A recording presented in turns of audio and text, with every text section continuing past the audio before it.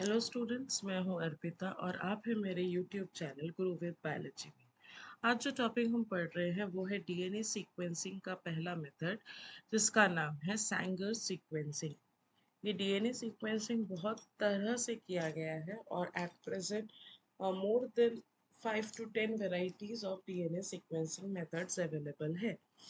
आज हम पढ़ रहे हैं Sanger sequencing method. Introduction. Sanger sequencing methods के से हमको क्या आइडेंटिफाई करने मिलता है? Order of nucleotide. जिस न्यूक्लियोटाइड बेसिस का जो भी ऑर्डर दिया है उसको उसी ऑर्डर में जब हम पता करने जाते हैं तो हम सैंगर सीक्वेंसिंग मेथड को यूज कर सकते हैं। सैंगर सीक्वेंसिंग मेथड को चेन टर्मिनेशन मेथड भी बोला जाता है। अब इसमें जो बेसिक प्रिंसिपल लगाया गया था वो ये था कि जब हम रेप्लिकेशन करते हैं एक स्ट्रैंड में को टेम्पलेट मान के दूसरा स्ट्रैंड सिंथेसाइज होता है तो वो कॉम्प्लीमेंट्री बेसिस को ऐड करते जाता है। पर अगर वो न्यूक्लियोटाइड जो न्यूक्लियोटाइड ऐड हो रहा है वो होता है dNTPs, deoxy ribo nucleic acids.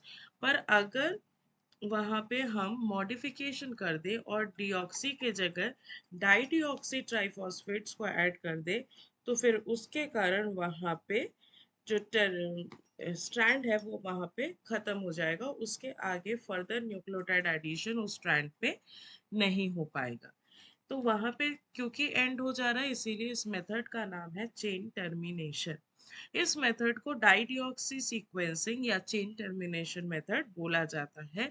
ये फर्स्ट टाइम 1977 में डिस्कवर किया गया था by Frederick Sanger and its colleagues. और इन्हीं सैंगर्स के ऊपर ही इनका नाम है सैंगर सीक्वेंसिंग। ये बहुत ज़्यादा एक्यूरेट होता है। ये लॉन्ग रीड्स को भी अच्छे से रिजल्ट्स देता है। लंबे लंबे सीक्वेंसेस अगर है न्यूक्लियोटाइड्स के तो भी इसमें अच्छे रिजल्ट्स मिलते हैं। सैंगर सीक्वेंसिंग जो है वो टर्मिनेशन पे काम करता है, जहाँ पे डाईडिऑक्सी नाइट्रोजनस बेसिस हम ऐड करने से डाईडिऑक्सी में खासियत ये होता है कि उसके 3' OH एंड्स में भी ऑक्सीजन गायब हो जाता है। डाईडिऑक्सी, डीऑक्सी मतलब रिमूवल ऑफ ऑक्सीजन। दो ऑक्सीजन गायब होता है, second as well as third. तो सेकंड में तो नेचुरली होता है जब हम डिऑक्सी राइबो न्यूक्लिक एसिड की बात कर रहे हैं, पर इसमें हो जाता है डाईडिऑक्सी में थर्ड वाले में भी गायब हो जाता है, दैट इज डी एनटीपीज का क्रिएशन होता है। और जब डी एनटीपीज और डी एनटीपीज पे हम बात करें तो इन दोनों में कंपटीशन होता है। जब तक डी एनटीपीज होता है वो डी एनटीपीज ऐड होने लगता है, पर जैसे ही डी एनटीपीज खत्म होते हैं डी एनटीपीज ऐड हो जाते हैं, और जहाँ पे डाईडिऑक्सी नाइट्रोजनस बेसिस ऐड होगा वहीं पे चेन टर्मिनेशन हो जाएगा। तो सपोज हमारे पास एक चेन में 10 एडेनिन है, तो हम एक एक करके एडेनिन के कंसंट्रेशन मतलब डी ऑक्सी एनटीपीज में जो डी एनटीपी के जगह हम एटीपी यूज करेंगे। अगर एडेनिन लेना है तो डी डी एटीपीज लेना है तो डी डी एटीपीज हमको एक कम लेना है, और सॉरी डी डी एटीपीज एक लेना है और डी एटीपीज सारे लेने हैं। तो अगर हमको टोटल 10 का लेंथ है तो हम 9 डी एटीपीज लेंगे और एक डी डी एटीपी लेंगे। तो इस तरह से वो धीरे धीरे टर्मिनेशन हो जाएगा। और जब टर्मिनेशन होगा अब धीरे धीरे आपको डी एटीपीज का कंसेंट्रेशन कम करना है। एक बार 9 लिया है फिर 8 करेंगे, 7 करेंगे, इस तरह से।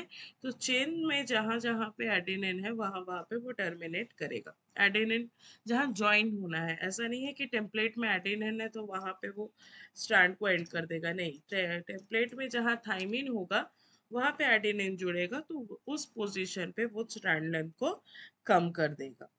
फिर जब स्ट्रैंड लेंथ कम हो जाएगा उसके बाद आप उसको इलेक्ट्रोफोरेसिस करके रीड कर सकते हैं। अब मेथडोलॉजी में सबसे पहला मेथड आता है डीएनए टेम्पलेट का प्रिपरेशन। डीएनए टेम्पलेट का कैसे प्रिपरेशन कर सकते हैं? सबसे पहले हमको जो डीएनए चाहिए उसको आप आइसोलेट कर लो। जैसे ही आप आइसोलेट करते हैं उसमें बहुत सारे मेथड्स है जिससे आप डीएनए को आगे ट्रीट कर सकते हैं। उसमें केमिकल एक्सट्रैक्शन मेथड है, कॉलम बेस्ड मेथड है, मैग्नेटिक बीट बेस्ड एक्सट्रैक्शन है। इन सब से आप पूरे डीएनए को प्यूरिफाई कर सकते हैं और उसके बाद उसको सिंगल स्टैंडर्ड मॉलिक्यूल्स में हम आगे कैरी आउट करते हैं। तो डबल स्टैंडर्ड डीएनए को आप सिंगल स्टैंडर्ड में कन्वर्ट करना पड़ेगा। फिर आता है चेन टर्मिनेशन पीसीआर।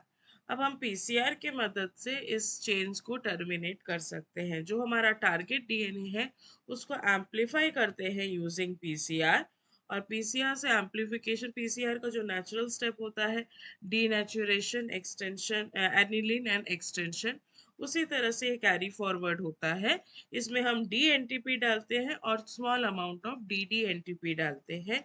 चारों डी डालना है, मतलब एडेनिन, गुआनिन, साइटोसिन और थाइमिन।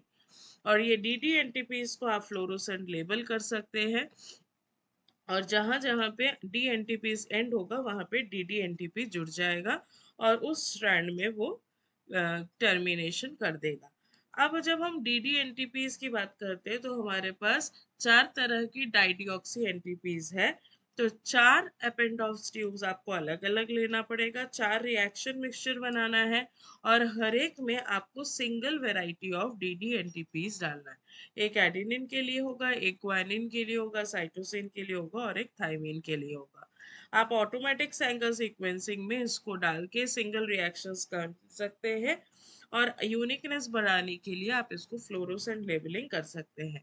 जब पीसीआर रन हो जाएगा तो आपको उसमें मल्टीपल साइज के, जैसा जैसा उसका बेस का सीक्वेंस है या स्ट्रैंड का सीक्वेंस है उसके अकॉर्डिंग आपको डी मिल जाएंगे या स्ट्रैंड्स मिल जाएंगे और उसके बाद आपको उसको इलेक्ट्रोफोरेसिस करना है।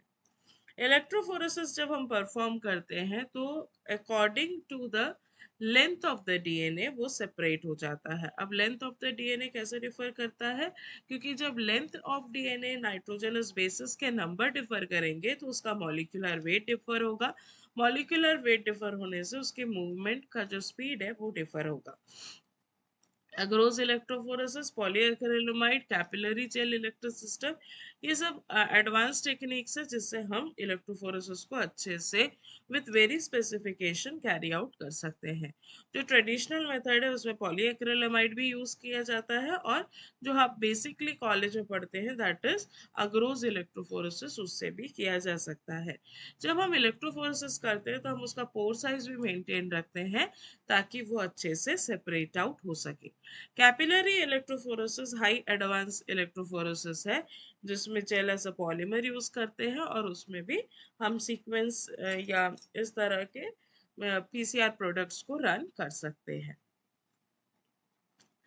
फिर आते हैं डिटेक्शन। जब हम फ्लोरोसेंट डिटेक्टर्स यूज करते हैं तो हमको दिख जाता है कि कहाँ पे कौन सा फ्लोरोसेंस एक्टिविटी दिख रहा है और उसके कलर से आप आइडेंटिफाई कर लेंगे कि यहाँ पे चेन टर्मिनेट हुआ है। फ्लोरोसेंट रिप्रेजेंटेशन कहाँ पे होगा, डाईडिऑक्सी पे होगा। तो एंड में ही फ्लोरोसेंस एक्टिविटी दिखेगा, जो सिग्नल्स एमिट होगा उसको आप क्रोमेटोग्राफ पे रीडिंग्स ले लीजिए और उसके अकॉर्डिंग आप अब नाइट्रोजनस बेसिस का सीक्वेंस को आइडेंटिफाई करना स्टार्ट कर दें। याद रखिए जो नाइट्रोजनस बेसिस है वो सीक्वेंस में पहले डीऑक्सी नाइट्रोजनस बेसिस को ऐड कर रहा था, फिर डाइडिऑक्सी।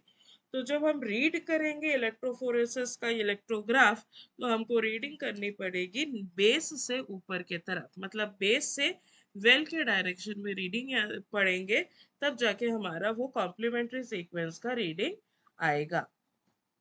अब हम फिर से एक बार देख लेते हैं रिवीजन के लिए। पहले हमने टेम्पलेट लिया, डाइडिऑक्सीज लिया, अलग अलग कलर्स के, फ्लोरोसेंट लेवल कर दिया, पॉलीमरेज दिया, डीएनटीपीज दिया और प्राइमर। तो पहला सीक्वेंस जो होगा वो प्राइमर एक्सटेंशन का, वो प्राइमर उसमें बाइंड करेगा, एक्सटेंशन करेगा। सेकेंड स्टेप में जहाँ पे हम डीएनटीपीज दिए हैं वहां पे वो बाइंड करके चेन को टर्मिनेट कर देगा। अलग अलग एपेंडॉक्स में इस तरह से अलग अलग जेल का, मतलब लेंथ ऑफ डीएनए का सीक्वेंस बनेगा और उसमें आप अलग अलग नाइट्रोजनस बेसेस ऐड कर रहे हैं तो अलग अलग length as per the molecular weight separate कर सकते हैं। और अगर आपने फ्लोरोसेंट लेवलिंग नहीं किया है तो अलग अलग सैंपल्स को अलग अलग वेल्स में मतलब जो चार वेराइटीज के एपेंडॉक्स है उसको चार अलग अलग वेल्स में आपको रन करना पड़ेगा। फिर हमारे लेजर टेक्निक्स से हम उसको रीड कर सकते हैं और इस तरह से सीक्वेंस एनालिसिस करके आप बेस पेयर्स के सीक्वेंस को आइडेंटिफाई कर सकते हैं। एडवांटेजेस क्या है? सैंगर सीक्वेंसिंग जो है ये स्टैंडर्ड मेथड है, बहुत पुराना मेथड है। आपने देखा कि 1977 में ये टेक्निक डेवलप हुआ है, तो ये बहुत ही पुराना मेथड है और ये हाई एक्यूरेसी से रीडिंग देता है क्योंकि ये कॉम्प्लीमेंट्री पेस पेयरिंग पे बेस्ड है। बस हमने जो जो सैंगर्स है उन्होंने एक्स्ट्रा में ये कर दिया कि उसमें डाइडिऑक्सी कर दिया और उसको फ्लोरोसेंट लेबल कर दिया ताकि टर्मिनेशन भी हो जाए और लेबलिंग होने के कारण उसमें ऑब्जर्वेशन में भी ईज होता है। ये बहुत ही इजी टेक्निक है, बहुत अच्छे आउटकम्स आते हैं और ये स्मॉल प्रोजेक्ट्स या शॉर्ट सीक्वेंस ऑफ डीएनए के लिए बहुत ही ज़्यादा अच्छा है। लॉन्ग रीड्स भी ये कर लेता है पर 100% हम इस पे भरोसा नहीं करते हैं। हमारे पास अभी एडवांस टेक्निक्स अवेलेबल है जिस पे हम लॉन्ग रीड्स करते हैं, पर हम इसमें भी लॉन्ग रीड्स कर सकते हैं। जो डाटा एनालिसिस होता है इस सैंगर्स मेथड का, इसमें बायो इन्फॉर्मेटिक्स टूल्स की ज़रूरत नहीं पड़ती है। ये नॉर्मल इंटरप्रिटेशन से हमको ऑब्जर्वेशन मिल जाता है।